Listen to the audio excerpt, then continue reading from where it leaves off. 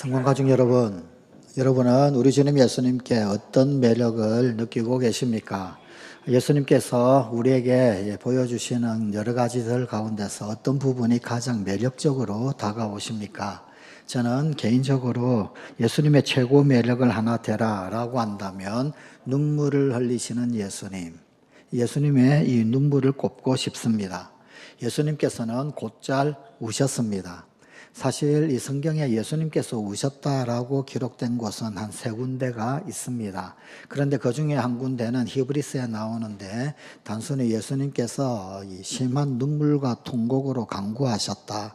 즉 겟세마네 동산에서의 어떤 기도를 이야기하는 것이지요. 그렇게 간략하게 눈물 통곡으로 간구하셨다라는 내용만 살짝 언급하고 있습니다. 어떤 사건 스토리로서 예수님이 눈물을 흘리셨다라고 하는 것을 전해주는 것은 복음서에 2곳이 있습니다.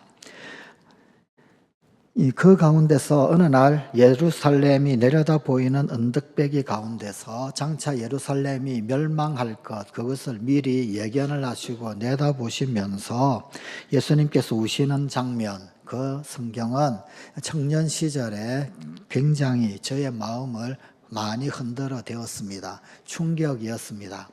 하나님이신 예수님, 하나님의 아들이신 분, 그런데 하나님이신 그분이 눈물을 흘린다, 신이 운다, 이것이 굉장히 충격적으로 다가왔습니다.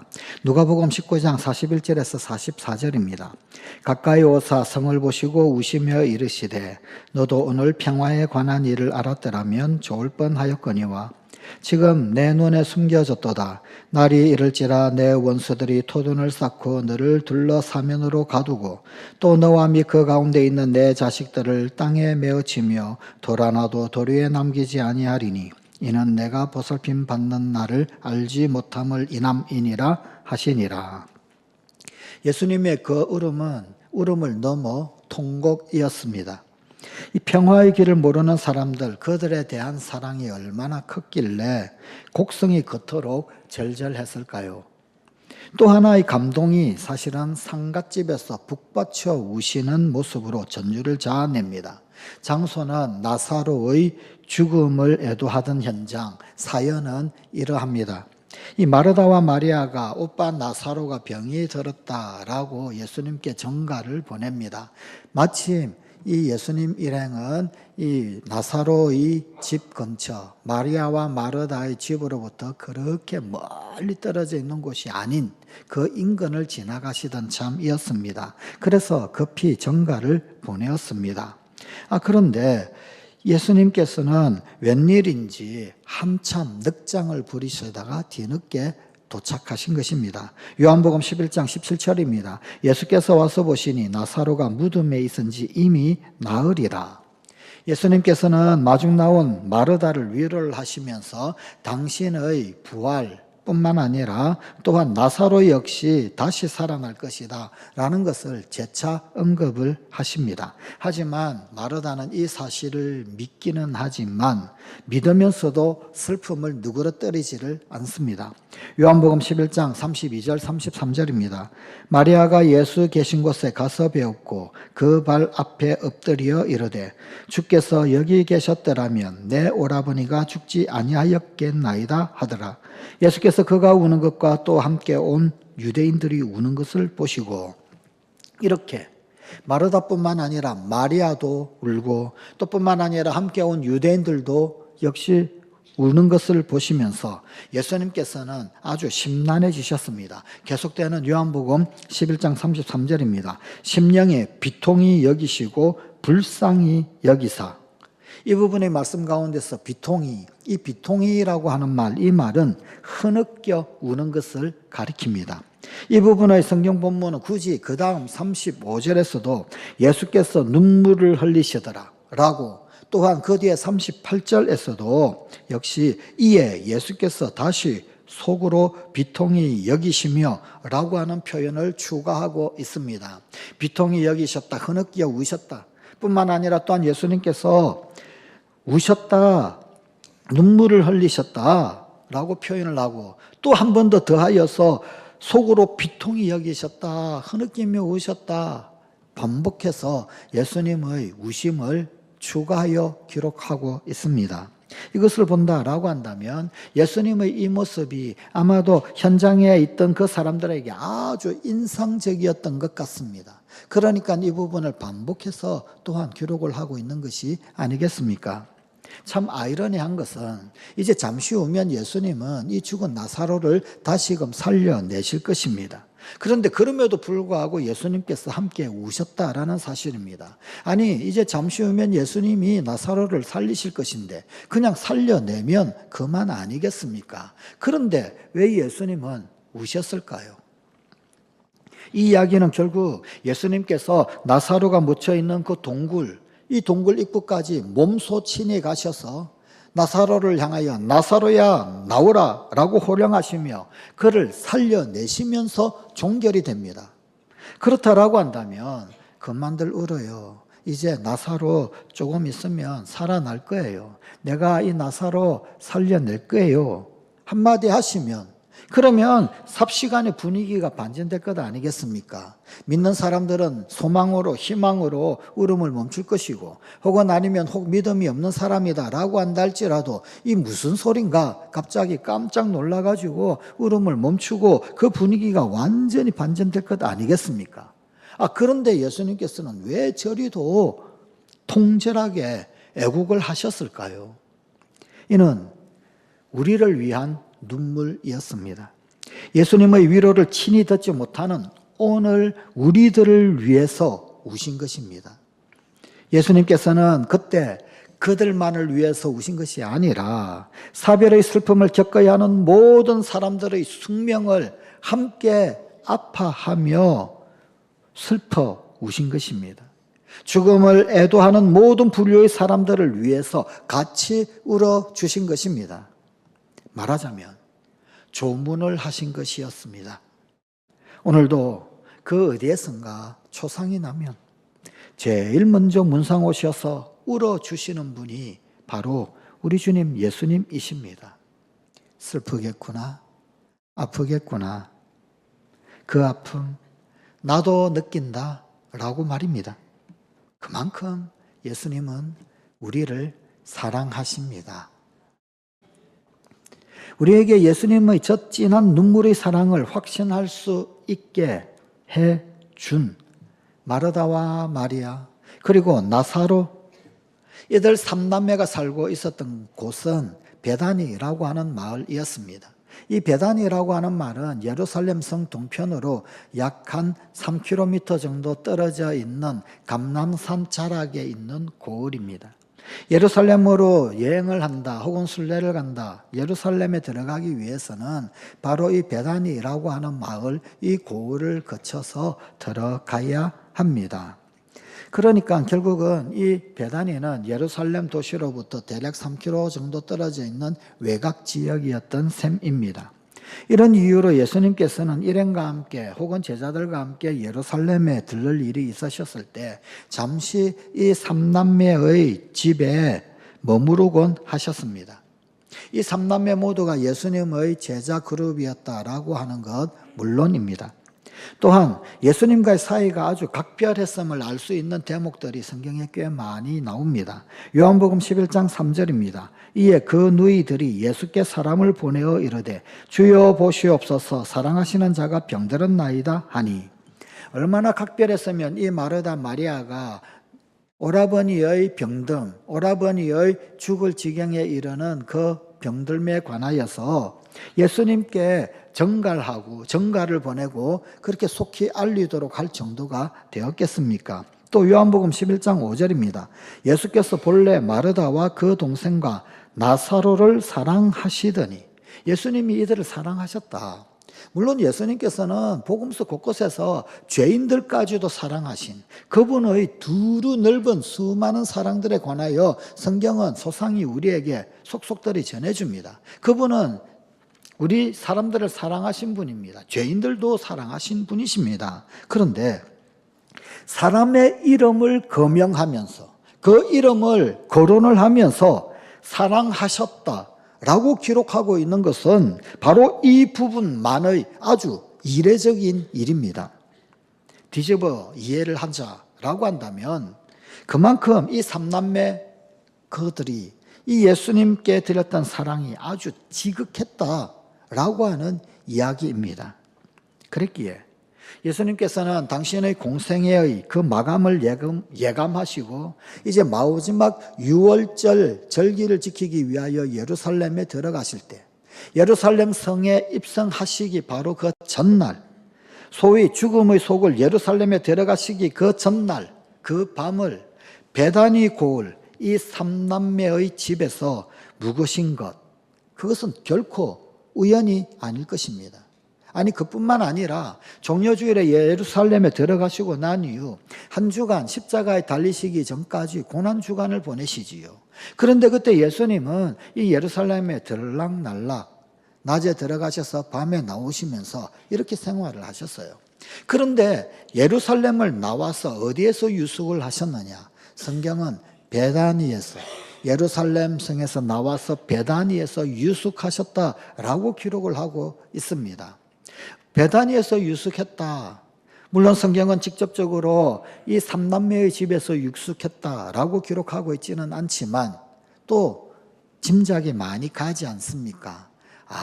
어쩌면 예수님 생의 마지막 그 한 주간 역시 이 베다니의 삼남매 집에서 그렇게 묵으시지 않으셨을까 쉽게 짐작 가능합니다. 이러한 삼남매 가운데 오늘 우리에게 주신 하나님의 말씀이 우리의 관심을 이끄는 그것 한 인물은 마르다입니다. 마르다라는 이름의 뜻이 있습니다. 마르다는 본디 주부라는 뜻입니다. 주부는 주부인데 그냥 부엌일 하는 그 정도의 주부가 아니라 집안일 모두를 관장하는 주부. 그래서 우리네 말 표현으로 아주 좋은 표현이 있는데 소위 마나님. 마나님이라고 하는 그런 어떤 뜻을 가지고 있습니다. 이름 뜻 그대로 마르다는 이 마리아의 언니로서 집안에서 마나님 역할을 했던 것 같습니다.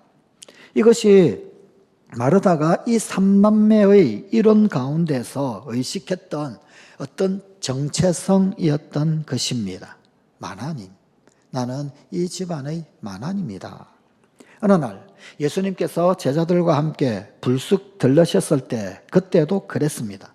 마르다는 습관처럼 이 예수님 일행을 자기 집으로 모셔 드렸습니다. 오늘의 첫 번째 본문인 누가복음 10장 38절 말씀입니다.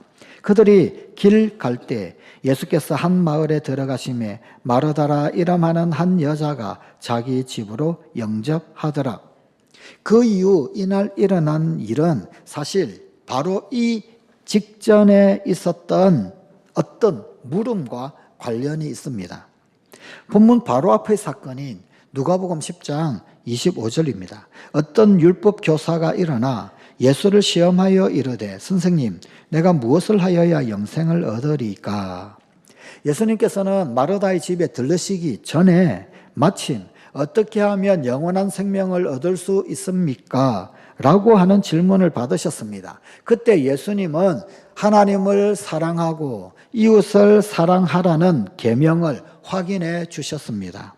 그리고 저 유명한 선한 사마리아인의 비유 이야기를 들려주시면서 자비를 베푸는 것이 이웃이다. 자비 베푸는 이웃이 되라 라고 말씀을 하셨습니다. 그 후 예수님 일행은 이 마르다의 집에 들르셨던 것입니다. 그런데 거기서 바로 그 직전의 주제와 관련된 하나님 사랑의 방법론을 성찰토록 해주는 스토리가 이어집니다. 아시다시피 마르다는 주님을 대접하는 데 우선 마음을 씁니다. 한편 마리아는 예수님의 발치 아래 앉아서 예수님 하시는 말씀을 아주 귀담아 듣습니다. 본문 누가복음 10장 39절 말씀입니다. 그에게 마리아라 하는 동생이 있어 주의 발치에 앉아 그의 말씀을 듣더니 하지만 언니 마르다는 갖가지 시중드는 일로 분주합니다. 본문 누가복음 10장 40절 말씀입니다.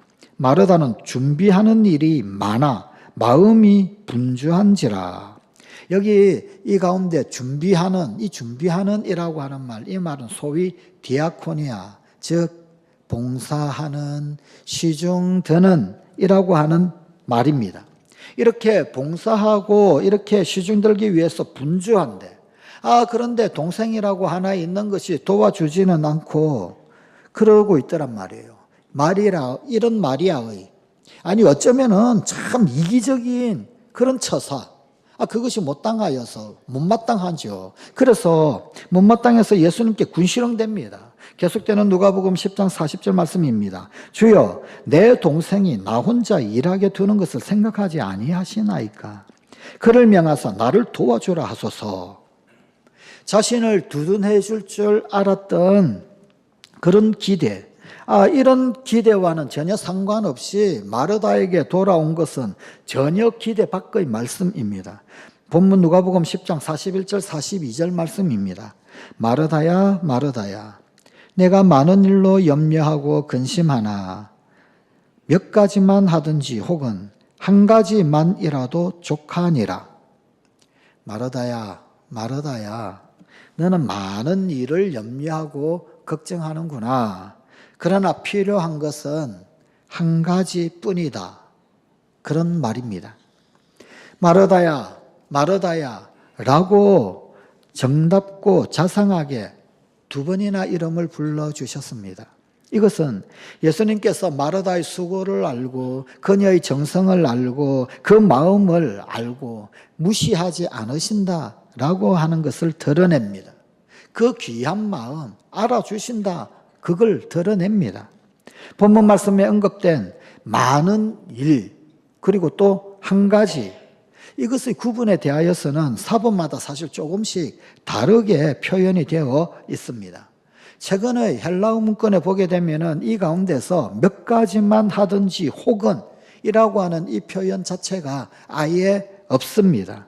그렇게 한 가지만으로도 족하니라 라는 말씀, 요것만 기록되어져 있습니다. 어떤 학자들은 여러 가지 접시가 필요한 것이 아니라 오직 한 접시만 있으면 족하다, 그렇게 해석을 하기도 합니다. 그리고 세상 일에 너무 분주한데 오직 중요한 것은 내 말을 듣는 것뿐이다 라고 해석을 하기도 합니다. 어떻든 예수님의 결론은 아주 분명합니다. 계속되는 본문 42절 말씀입니다. 마리아는 이 좋은 편을 택하였으니 빼앗기지 아니하리라. 빼앗기지 않을 것이다. 이 교회의 전성 가운데서 이 마르다 마리아에 관하여 해석한 전통은 아주 오래됩니다.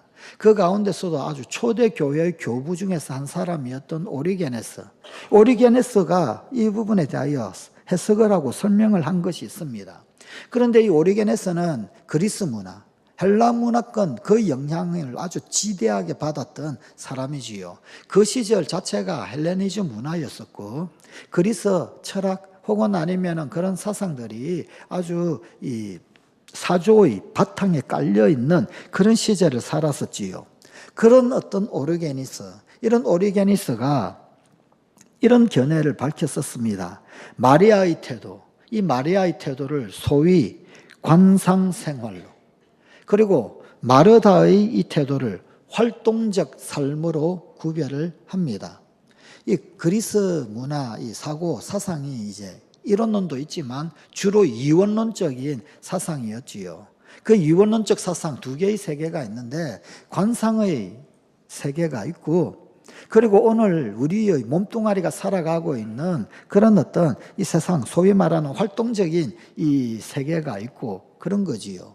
근데 이 그리스 사상들은 궁극적으로는 관상의 세계에 들어가는 것, 그것이 목표거든요.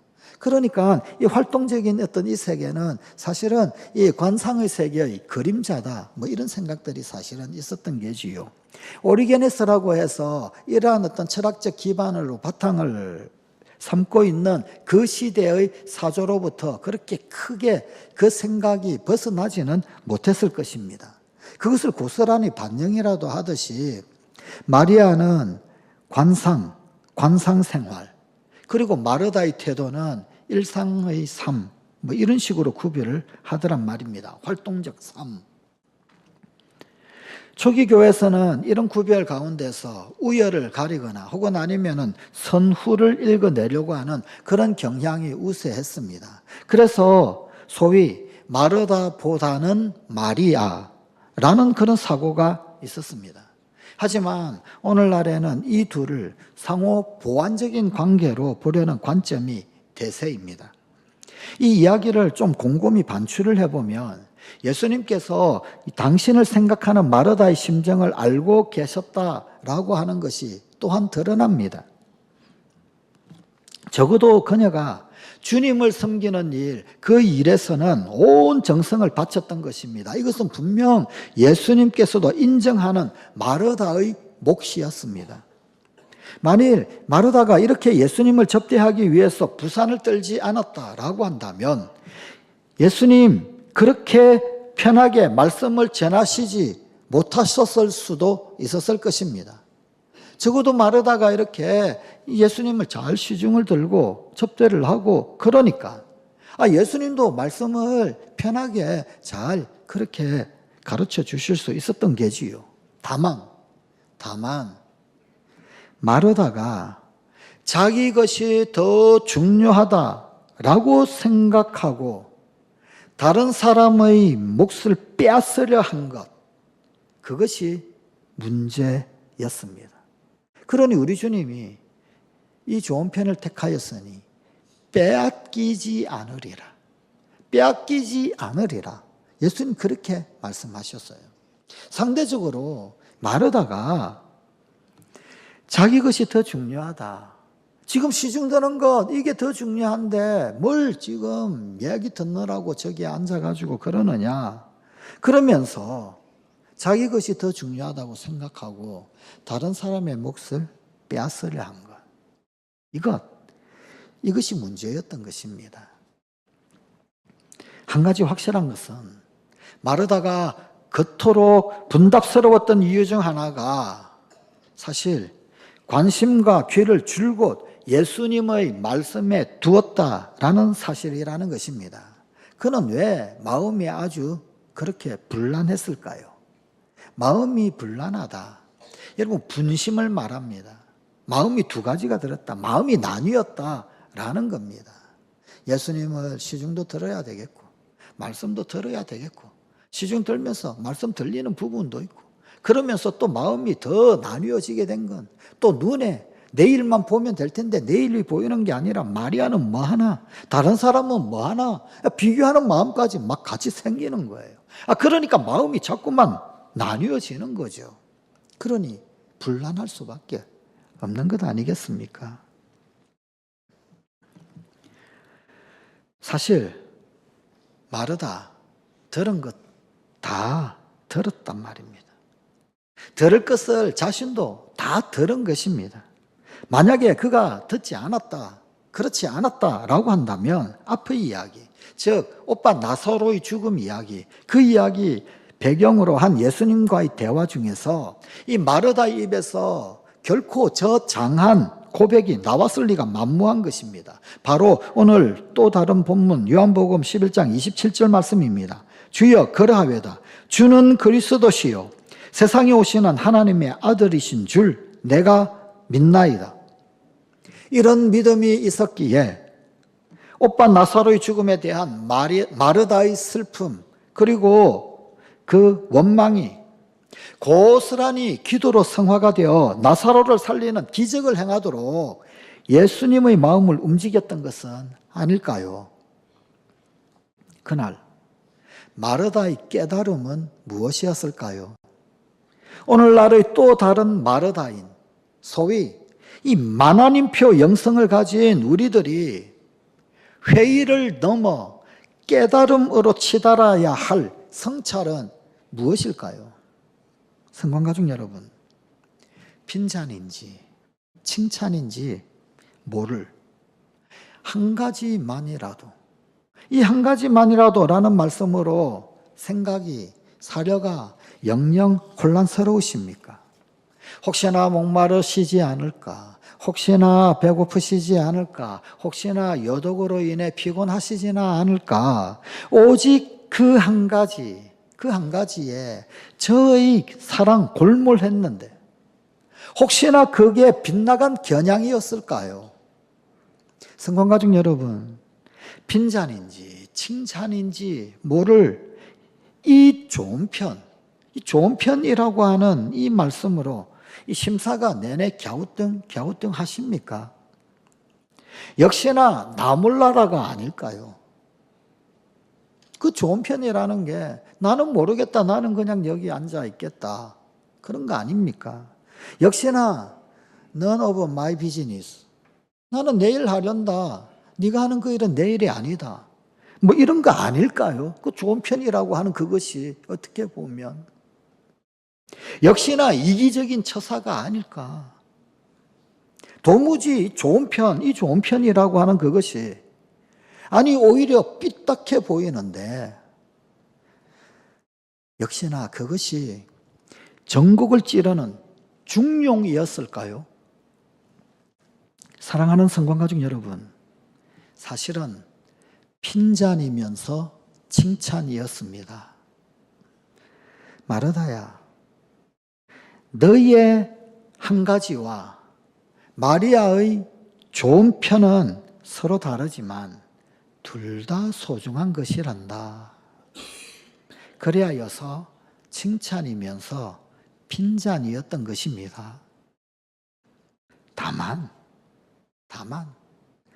하나님 영성에만 함몰되어서 자기 것이 더 중요하다고, 이것이 더 중요하고 이것이 더 급하다고 그렇게 생각을 하고 다른 사람의 몫을 빼앗으려 한 것, 그것이 문제였던 것입니다.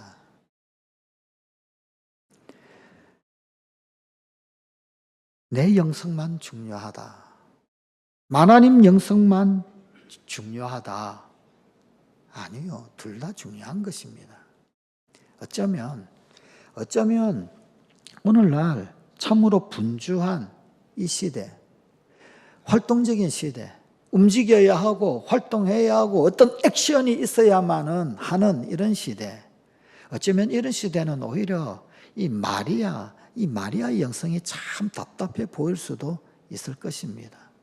아무것도 하지 않고 돛 닦는 듯이 그렇게 말씀만 듣고 앉아가지고 뭐가 되겠습니까? 어떤 결과도 나타나지 아니하고 성취도 나타나지 아니하고 그 뭔가 어떤 손에 잡히는 것, 눈에 보이는 것, 뭐 그런 것들이 아무것도 나타나지 않는 것처럼 그저 민숭맹숭 관상생활만 한다. 어쩌면 이 21세기 현대 생활에는 참 오히려 안 맞는 것일는지도 모르겠습니다. 그러나 오늘날 하나님 영성만이 활개치는 이런 시절, 그러나 하나님표 영성만 옳은 것은 아니다라는 말입니다. 그 반대도 사실 마찬가지입니다. 만약에 예수님께서 이런 상황이었다면 또 어떻게 말씀하셨을까요? 마리아가 이야기를 합니다. 지금 그 중요한 예수님 말씀하고 계신데 그 말씀 들어야 하는데, 그런데 그 말씀은 다 놓쳐버리고 언니 마르다는 그냥 부엌에서 그냥 일만 한다고 그 소중한 예수님 말씀은 하나도 듣지를 못하고 앉는 거예요. 예수님 우리 언니한테 얘기 좀 해주세요. 지금 중요한 예수님 말씀하는데 좀 여기 와서 앉아가지고 예수님 말씀 좀 들으라고 좀 얘기 좀 해주세요. 만약에 마리아가 이렇게 이야기했다면 예수님 어떻게 하셨을까요? 예수님 그때도 같이 말씀하셨을 겁니다. 그때도 똑같은 말씀을 하셨을 것입니다. 서로 다른 마르다의 한 가지와 마리아의 좋은 편을 둘 다 소중히 할 줄 아는 우리 성관가족이 되십시다. 기도하시겠습니다. 하나님, 우리의 영성이 더욱 높고 더욱 넓고 더욱 깊어져야 할 텐데 내 것만이 중요한 것이다. 알량한 야트막한 찰랑거리는 그 수준 가운데서 머물러 있지 않게 하여 주시옵소서. 우리 아버지 하나님을 경외하고 우리 주님을 찬양하고 우리 주님께로 더욱더 가까이 나아갈 때 더욱더 높고 더욱더 넓고 더욱더 깊어지는 마르다의 한 가지와 마리아의 좋은 편을 둘 다 소중히 할 줄 아는, 그리하여 우리 주님 앞에 더더욱 온전히 성장 성숙할 수 있는 우리 성관 가족들이 다 되게 하여 주시옵소서. 예수님 이름으로 기도드리옵나이다. 아멘.